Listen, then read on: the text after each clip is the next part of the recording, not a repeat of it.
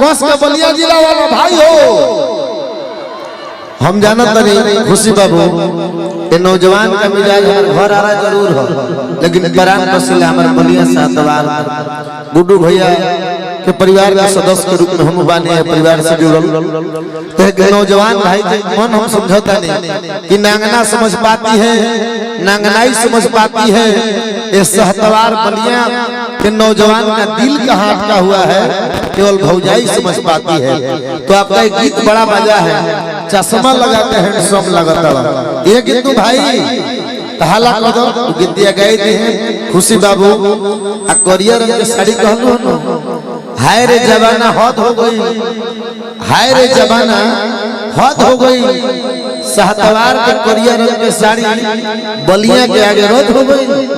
तो गीतिया गा दो, चश्मा लगा के हैंडसम लगा दो, उगाओ सब नौजवान के मन में खुशी जीतल वो होई घरवा में गोड़वा धके गोलू वाला गीत हो जे एक गीतिया के बाद हो हम जानत है। उससे पहले एक बात बताओ चाहते नहीं आप सबके, सारा फिजिकल एकेडमी छपरा में बा। आप सब जितना भी युवा नौजवान बानी जाकर तैयारी कर चाहता नहीं जा तो आप सबके आसानी से वहाँ जितना भी सुविधा बा प्राप्त हुई।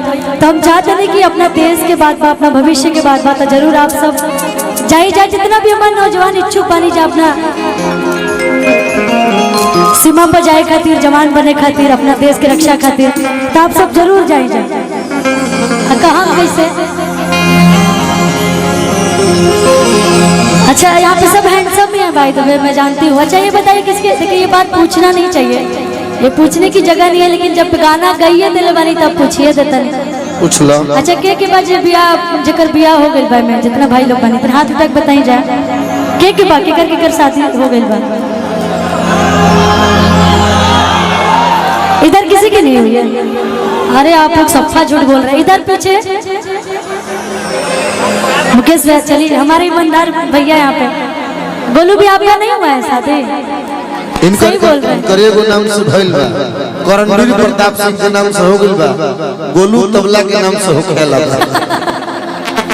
अच्छा केकर नहीं खे भाई तनी आप लोग बताएं केकर नहीं भाई ये हमारा होय तो पता चली बताइए। अभी मैं पूछेंगी किसका किसका शादी हो गया तो कोई नहीं उठा रहा है। अभी एक खुशी बाबू एक हने चाचा हाथ उठाओ थलो ये हमरो भी याद अभी पूछनिया केकर बियाह हो गइल बा तो सबे हमर चचो जी हाथ उठाओ तड़े कि हमरो बियाह नहीं के भाई। सच में अब मुझे लग रहा है कि सच में कलयुग चल रहा है भाई। लेकिन एगो गीत हम गाइब से पहले का कि हम है यूपी बिहार वाला हवे आ हीरो हैंडसम हथियार वाला हवे कि ओकरा के आँख जनी मरी है ये सखी हमार वाला हवे। उस सखी कहता है अपना सखी से कि हम है यूपी बिहार वाला हवे हीरो हैंडसम हथियार वाला हवे हम है यूपी बिहार वाला हवे हीरो हैंडसम हथियार वाला हवे कि ओकरा के आँख जनी मरी है ये सखी हमार वाला हवे।